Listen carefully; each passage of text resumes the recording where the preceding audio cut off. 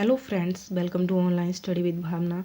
Friends, SP police exam की series में आज हम बात करेंगे इतिहास, भूगोल, राजनीतिक शास्त्र और हिमाचल प्रदेश सामान्य ज्ञान से संबंधित महत्वपूर्ण प्रश्नों की। तो चलिए देखते हैं। सबसे पहले है गुलरुखी के उपनाम से फारसी में कविताएं कौन लिखता था? सिकंदर लोदी, जो लोदी वंश का सर्वश्रेष्ठ शासक था, गुलरुखी के उपनाम से फारसी में कविताएं लिखता था और इसी ने आगरा शहर की स्थापना करवाई थी 1504 में। पूछा जाए कि आगरा शहर की स्थापना किसने की थी, तो सिकंदर लोदी ने 1504 में की थी और कुतुब मीनार की मुरम्मत भी सिकंदर लोदी ने ही करवाई थी। निर्माण कार्य कुतुबुद्दीन ऐबक ने शुरू करवाया था कुतुब मीनार का। इल्तुतमिश ने उसे पूरा करवाया था और सिकंदर लोदी ने उसकी मुरम्मत करवाई थी। नेक्स्ट है पानीपत का द्वितीय युद्ध कब हुआ? जो दूसरा युद्ध हुआ था पानीपत का, वो कब हुआ था? 1556 ईस्वी में दूसरा युद्ध हुआ। 1526 में प्रथम युद्ध हुआ था पानीपत का और 1761 को तृतीय युद्ध हुआ था पानीपत का। और पूछा जाए कि प्रथम युद्ध किसके मध्य हुआ, तो बाबर और इब्राहिम लोदी के मध्य प्रथम युद्ध हुआ था, जिसमें बाबर जीत गया था और इब्राहिम लोदी की हार हुई थी। दूसरा जो युद्ध हुआ था वो अकबर और हेमू विक्रमादित्य के मध्य हुआ था, जिसमें अकबर जीत गया था और हेमू विक्रमादित्य की हार हुई थी। और अगर पूछा जाए कि तृतीय युद्ध किसके मध्य हुआ, तो अहमद शाह अब्दाली और मराठों के बीच हुआ था तृतीय युद्ध, जिसमें जो है अहमद शाह अब्दाली की जीत हुई थी और मराठे जो हार गए थे। ओके, एक और इम्पोर्टेंट युद्ध है जो 1576 ईस्वी में हुआ था, हल्दी घाटी का युद्ध। ये भी कई बार एग्जाम में पूछा गया है, हल्दी घाटी का युद्ध। हल्दी घाटी का युद्ध जो है अकबर के सेनापति राजा मानसिंह और महाराणा प्रताप के मध्य हुआ था। किसके मध्य हुआ था हल्दी घाटी का युद्ध? राजा मानसिंह और महाराणा प्रताप के मध्य। ओके, नेक्स्ट है अकबरनामा या आईना ए अकबरी किसने लिखी? मोस्ट इम्पॉर्टेंट है। अकबरनामा और आईना ए अकबरी जो है अबुल फजल ने लिखी। बहुत बार रिपीट हुआ है ये एग्ज़ाम में। अगर पूछा जाए कि गुलबदन बेगम ने क्या लिखा था, तो इसने हुमायूंनामा गुलबदन बेगम ने लिखी थी। बाबर ने तुजुक ए बाबरी, ये भी मोस्ट इम्पॉर्टेंट है। तुजुक ए बाबरी जो उसकी अपनी आत्मकथा थी उसने लिखी थी। पूछा जाता है कि तुजुक ए बाबरी जो बाबर की आत्मकथा थी किसने लिखी थी, तो बाबर ने वो स्वयं लिखी थी। हुमायूंनामा गुलबदन बेगम ने लिखी और अबुल फजल ने अकबरनामा या आईने अकबरी लिखी थी। और अगर पूछा जाए कि अब्दुल हमीद ने क्या लिखा था, तो बादशाहनामा। ये इतना इम्पोर्टेंट नहीं है, लेकिन ये तीनों मोस्ट इम्पॉर्टेंट है कि इन्होंने क्या क्या लिखा था। बंगाल का विभाजन कब हुआ? बंगाल का विभाजन हुआ था 1905 को। पूरी डेट पूछी जाए तो 16 अगस्त 1905 को बंगाल का विभाजन हुआ था। किसने किया था यह विभाजन? लॉर्ड कर्जन ने 1905 में 16 अगस्त 1905 में बंगाल का विभाजन किया था। क्यों किया था? बंगाल में राष्ट्रीय चेतना को नष्ट करने के उद्देश्य से लॉर्ड कर्जन ने बंगाल का विभाजन कर दिया था। ओके, नेक्स्ट है who lives if India dies. ये पंक्तियाँ किसने कही थी? जवाहरलाल नेहरू ने ये पंक्तियाँ कही थी, who lives if India dies. अगर पूछा जाए कि राम प्रसाद बिस्मिल ने कौन सी पंक्तियाँ कही हैं, तो सरफरोशी की तमन्ना अब हमारे दिल में है। ये पंक्तियाँ राम प्रसाद बिस्मिल ने कही हैं। ये भी कई बार पूछ ली जाती है एग्ज़ाम में। और बाल गंगाधर तिलक ने कौन सी पंक्तियाँ कही थी? स्वराज हमारा जन्मसिद्ध अधिकार है। ये पंक्तियाँ बाल गंगाधर तिलक ने कही थी। दयानंद सरस्वती ने वेदों की ओर लौटो। ये पंक्तियाँ या ये नारा किसने दिया था? वेदों की ओर लौटो दयानंद सरस्वती ने। मैं एक बार फिर रिपीट कर देती हूँ। जवाहरलाल नेहरू ने who lives if India dies, Ram Prasad Bismil ने सरफरोशी की तमन्ना अब हमारे दिल में है, ये पंक्तियाँ कही थी। बाल गंगाधर तिलक ने स्वराज हमारा जन्मसिद्ध अधिकार है और दयानंद सरस्वती ने वेदों की ओर लौटो। ओके, नेक्स्ट है भारत में कौन सा राज्य सर्वाधिक कोयले का उत्पादन करता है? झारखंड, भारत में झारखंड जो है कोयले का सर्वाधिक उत्पादन करता है। 80,716 मिलियन टन कोयले का उत्पादन के साथ जो है झारखंड कोयला आरक्षित राज्यों की सूची में सबसे ऊपर है। 80,716 मिलियन टन कोयले भंडारण के साथ देश का जो आरक्षित राज्य हैं, कोयला आरक्षित राज्य हैं, उनकी सूची में झारखंड जो है वो सबसे ऊपर है। ओके, नेक्स्ट है, कौन सा उद्योग सनराइज उद्योग के नाम से जाना जाता है? मोस्ट इम्पॉर्टेंट, जो सनराइज उद्योग के नाम से जाना जाता है सूचना प्रौद्योगिकी को। यह विश्व का सबसे तेज उभरता हुआ उद्योग है और भारत का बेंगलुरु जो है सूचना प्रौद्योगिकी में अग्रणी है। ये रिपीट हुआ है एग्जाम में 2-3 बार। तो सनराइज उद्योग के नाम से जाना जाता है सूचना प्रौद्योगिकी को। चीनी उत्पादन में भारत का कौन सा राज्य अग्रणी है? उत्तर प्रदेश जो है ये किसी भी राज्य के मुकाबले में सबसे अधिक क्षेत्र में गन्ने की खेती करता है, इसलिए चीनी उत्पादन में भारत का कौन सा राज्य अग्रणी है? उत्तर प्रदेश। और अगर देश के बारे में पूछा जाए कि चीनी उत्पादन में जो कौन सा देश जो है वो अग्रणी देश है, तो ब्राज़ील दुनिया का चीनी उत्पादन में सबसे अग्रणी देश है और भारत जो है वो दूसरे नंबर पे है। और राज्य की बात पूछी जाए कि भारत का राज्य कौन सा है, तो उत्तर प्रदेश जो है वो पहले नंबर पे है।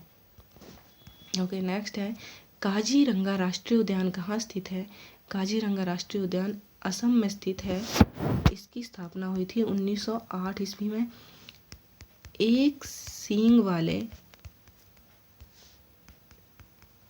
गैंडे के लिए, इस तरह से भी एग्ज़ाम में ये क्वेश्चन पूछा जाता है कि एक सींग वाले गैंडे के लिए कौन सा राष्ट्रीय उद्यान जो है वो प्रसिद्ध है? तो काजीरंगा राष्ट्रीय उद्यान जो कि असम में है, एक सींग वाले गैंडे के लिए प्रसिद्ध है। अगर मैं बात करूं केरल की, तो केरल का जो मोस्ट इम्पॉर्टेंट है साइलेंट वैली राष्ट्रीय उद्यान। साइलेंट वैली राष्ट्रीय उद्यान कहाँ पे है? केरल में है। इसके साथ ही केरल में पेरियार राष्ट्रीय उद्यान भी मोस्ट इम्पॉर्टेंट है। केरल में साइलेंट वैली राष्ट्रीय उद्यान और पेरियार राष्ट्रीय उद्यान मोस्ट इम्पॉर्टेंट है। और राजस्थान का जो most important exam point of view से है वो है केवला देव राष्ट्रीय उद्यान जो कि राजस्थान में है। और उत्तर प्रदेश में है दुधवा राष्ट्रीय उद्यान। दुधवा राष्ट्रीय उद्यान। असम में काजीरंगा राष्ट्रीय उद्यान जो कि एक सींग वाले गैंडे के लिए प्रसिद्ध है। ये दो तरह से पूछा जाता है, या तो इस तरह से पूछा जाता है कि एक सींग वाले गैंडे के लिए कौन सा राष्ट्रीय उद्यान प्रसिद्ध है। और केरल से जो मोस्ट इम्पॉर्टेंट है वो है साइलेंट वैली राष्ट्रीय उद्यान कहाँ पे है? तो केरल में है। पेरियार राष्ट्रीय उद्यान वो भी केरल में है। और राजस्थान में है केवला देव राष्ट्रीय उद्यान। उत्तर प्रदेश में है दुधवा राष्ट्रीय उद्यान। ओके, नेक्स्ट है, भारत की सबसे लंबी सिंचाई नहर परियोजना कौन सी है? इंदिरा गांधी नहर परियोजना भारत की सबसे लंबी सिंचाई नहर परियोजना है। इसका नाम इंदिरा गांधी नहर कब पड़ा? इसका नाम पड़ा था 1984 में। 1984 में इसका नाम इंदिरा गांधी नहर पड़ा। ये कहाँ पे है? भारत की ये राजस्थान में है। और पहले यह किस नाम से जानी जाती थी? राजस्थान नहर के नाम से यह पहले जानी जाती थी। राजस्थान नहर के नाम से ये जानी जाती थी। 1984 में इसका नाम जो है इंदिरा गांधी नहर पड़ गया। ये भारत की सबसे लंबी सिंचाई नहर है। ओके, नेक्स्ट है, राष्ट्रगान जनगण मन को संविधान सभा ने कब स्वीकार किया था? 24 जनवरी 1950 को राष्ट्रीय गान को संविधान सभा ने स्वीकार किया था। इसको गाने के लिए 52 सेकेंड लगते हैं। अगर पूछा जाए कि संक्षिप्त अवधि में गाने के लिए इसको कितना टाइम लगता है, तो तब इसको 20 सेकेंड लगते हैं। तब इसकी प्रथम और अंतिम पंक्तियां ही गाई जाती है। लेकिन इससे रिलेटेड जो इम्पोर्टेंट है वो ये है कि सर्वप्रथम राष्ट्रीय गान कब गाया गया? तो 27 दिसंबर 1911 को कांग्रेस का अधिवेशन हुआ था। कहाँ पे? कोलकाता में। वहाँ पे ये प्रथम बार गाया गया था। ये बहुत बार पूछा गया है एग्ज़ाम में कि राष्ट्रीय गान जनमन को प्रथम बार कब गाया गया था? तो 27 दिसंबर 1911 को कोलकाता कांग्रेस का जो कोलकाता अधिवेशन हुआ था वहाँ पे इसको प्रथम बार गाया गया था। और संविधान सभा ने कब स्वीकार किया था? 24 जनवरी 1950 को। ओके, नेक्स्ट है 74वें संविधान संशोधन का संबंध किससे है? 74वें संवैधानिक संशोधन का संबंध है शहरी स्थानीय स्वशासन से। अगर 73वें संविधान संशोधन पूछा जाए तो पंचायती राज प्रणाली का संबंध है 73वें संवैधानिक संशोधन से, और 74वें का है शहरी स्थानीय स्वशासन से। ओके, नेक्स्ट है संसद की सबसे बड़ी समिति कौन सी होती है? संसद की सबसे बड़ी समिति होती है प्राक्कलन समिति। संसद में दो तरह की समितियां होती हैं, एक स्थायी और एक अस्थायी। जो अस्थायी होती हैं उनको तदर्थ समितियां भी कहते हैं। कई बार पूछ लिया जाता है कि तदर्थ समितियां क्या होती हैं, तो जो अस्थायी समितियां होती हैं उन्हें तदर्थ समितियां कहते हैं। दो तरह की समितियां होती हैं संसद में, एक स्थायी और एक अस्थायी। अस्थायी समितियों को तदर्थ समितियां भी कहते हैं। अब बात कर लेते हैं जो स्थायी समितियां होती हैं उनमें सबसे बड़ी समिति होती है प्राक्कलन समिति। इसमें 30 सदस्य होते हैं और सभी जो हैं वो लोकसभा के होते हैं। 30 के 30 सदस्य लोकसभा के ही होते हैं। और अगर बात करें लोक लेखा समिति की, तो लोक लेखा समिति को प्राक्कलन समिति की बहन, जुड़वा बहन के रूप में जाना जाता है। इस तरह से एग्जाम में पूछा जाता है कि लोक लेखा समिति को किसकी जुड़वा बहन के रूप में जाना जाता है, तो प्राक्कलन समिति की जुड़वा बहन के रूप में जाना जाता है। इसमें जो है इसमें 22 सदस्य होते हैं लोक लेखा समिति में, 15 लोकसभा से और 7 राज्यसभा से। दोनों ही मोस्ट इम्पॉर्टेंट है, प्राक्कलन समिति भी और लोक लेखा समिति भी। प्राक्कलन समिति में 30 सदस्य होते हैं और ये सभी लोकसभा से ही होते हैं, लेकिन लोक लेखा समिति में 22 होते हैं जिसमें से 15 लोकसभा से और 7 जो हैं ये राज्यसभा से होते हैं। और अगर बात करें तदर्थ समिति, तो ये अस्थायी समितियां होती हैं जिनका निर्माण जो है किसी विशेष उद्देश्य से किया जाता है। अगर पूछा जाए कि किसी संसद की वह कौन सी समिति है जिसका किसी विशेष उद्देश्य से निर्माण किया जाता है, तो तदर्थ समिति या अस्थायी समिति। और कार्य मंत्रणा समिति क्या होती है? लोकसभा की और राज्यसभा की अपनी अपनी कार्य मंत्रणा समिति होती है, दोनों की अलग अलग। ओके, नेक्स्ट है भारत के नियंत्रक एवं महालेखा परीक्षक की नियुक्ति कौन करता है? CAG। भारत के CAG की नियुक्ति कौन करता है? नियंत्रक एवं महालेखा परीक्षक की नियुक्ति कौन करता है? राष्ट्रपति जो है ये महालेखा परीक्षक और नियंत्रक और महालेखा परीक्षक की नियुक्ति करता है। आर्टिकल 148 में ये दिया गया है कि भारत का एक CGA होगा। आर्टिकल ये इस तरह से भी पूछा जा सकता है कि आर्टिकल 148 में क्या दिया गया है, तो यह दिया गया है कि भारत का एक नियंत्रक एवं महालेखा परीक्षक होगा। इसकी नियुक्ति कौन करता है? राष्ट्रपति करता है। 6 वर्ष के लिए चुना जाता है ये, या तो फिर 65 वर्ष की आयु तक ये अपने पद पे बना रहता है। और कौन होता है, इसका क्या कार्य होता है CGA का? यह भारत की सार्वजनिक धन का संरक्षक होता है। भारत की जो संचित निधि है उसका लेखा परीक्षक होता है CGA। और अगर पूछें कि वर्तमान में कौन है नियंत्रक एवं महालेखा परीक्षक, तो दीपक दास, श्री दीपक दास जो हैं ये वर्तमान में भारत के CGA हैं। ओके, नेक्स्ट है वह प्रधानमंत्री जिसने लोकसभा का सामना कभी नहीं किया? चौधरी चरण सिंह वह प्रधानमंत्री थे जिन्होंने लोकसभा का कभी सामना नहीं किया, क्योंकि लोकसभा का सामना करने से पहले ही इन्होंने अपने पद से इस्तीफा दे दिया था। और ये भारत के कौन से नंबर के प्रधानमंत्री थे? 5वें नंबर के प्रधानमंत्री थे चौधरी चरण सिंह। जवाहरलाल नेहरू जी ये प्रथम नंबर के थे। लाल बहादुर शास्त्री दूसरे नंबर के प्रधानमंत्री थे। चौधरी चरण सिंह जो है 5वें नंबर के प्रधानमंत्री थे। अगर पूछा जाए कि भारत का प्रथम गैर कांग्रेसी प्रधानमंत्री कौन था, तो मोरारजी देसाई जो थे ये भारत के प्रथम गैर कांग्रेसी प्रधानमंत्री थे। ओके, नेक्स्ट क्वेश्चन जो है ये हिमाचल GK से रिलेटेड है। लिंटन मेमोरियल कहाँ स्थित है? मोस्ट इम्पॉर्टेंट है। लिंटन मेमोरियल जो है ये नाहन सिरमौर में है। 1877 ईस्वी में 77 में इसकी स्थापना की थी। किसने? राजा शमशेर प्रकाश ने। राजा शमशेर प्रकाश ने लिंटन मेमोरियल की स्थापना की थी 1877 1877 में। कहाँ पे? सिरमौर के नाहन में। क्यों की थी? उस टाइम जो भारत के वायसराय थे लॉर्ड लिंटन, उनको सम्मान देने के लिए उन्होंने लिंटन मेमोरियल की स्थापना की थी।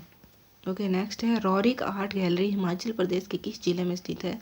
कुल्लू डिस्ट्रिक्ट कुल्लू के नगर में स्थित है रौरिक आर्ट गैलरी। और जो मोस्ट इम्पॉर्टेंट है यहाँ से कि निकोलस रौरिक, जिन्हें हिमाचल का महर्षि, ऐसे भी पूछा जाता है कई बार कि हिमाचल का महर्षि किसे कहा जाता है, तो निकोलस रौरिक, जिन्हें हिमाचल का महर्षि भी कहा जाता है, उनके नाम पे ही रौरिक आर्ट गैलरी जो है स्थापित की गई थी, जो कुल्लू के नगर में है। कौन से ग्लेशियर का नामकरण अंग्रेजी महिला लेडी एल्से नदे द्वारा किया गया? या कौन सी ग्लेशियर का नामकरण जो है वो अंग्रेजी महिला लेडी एल्से नदे द्वारा किया गया था? ये था the lady of Kelong glacier. कौन सी डिस्ट्रिक्ट में है? डिस्ट्रिक्ट लाहौल स्पीति में है the lady of Kelong glacier. इसकी आकृति भार उठाई हुई स्त्री की तरह है। इस तरह से दो तरीके से पूछा जाता है। इस तरह से भी पूछा जा सकता है कि वह कौन सा ग्लेशियर है जिसकी आकृति भार उठाई हुई स्त्री की तरह है? The lady of Kelong glacier district Lahaul Spiti में है। बड़ा सीगड़ी ग्लेशियर भी डिस्ट्रिक्ट लाहौल स्पीति में है। ये हिमाचल प्रदेश का सबसे बड़ा ग्लेशियर है। ओके, नेक्स्ट है भूतनाथ मंदिर का निर्माण किसने करवाया? राजा अजबरसेन ने 1527 ईस्वी में भूतनाथ मंदिर का निर्माण करवाया था। शिखर शैली में यह मंदिर, कई बार शैली भी पूछ ली जाती है, शिखर शैली में यह मंदिर बना हुआ है। ओके, नेक्स्ट है शिशु मेला हिमाचल प्रदेश के किस जिले में लगता है? शिशु मेला हिमाचल प्रदेश के लाहौल स्पीति में लगता है। और एक और इम्पॉर्टेंट है लाहौल स्पीति का फागली मेला। ये भी कई बार पूछ लिया जाता है कि फागली मेला कहाँ लगता है, तो फागली मेला भी डिस्ट्रिक्ट लाहौल स्पीति की पट्टन घाटी में लगता है। फ्रेंड्स, आई होप आज की जो वीडियो है वो आपके आने वाले एग्ज़ाम के लिए यूज़फुल होगी। अगर आपको वीडियो पसंद आए तो लाइक करें। Thank you, keep watching.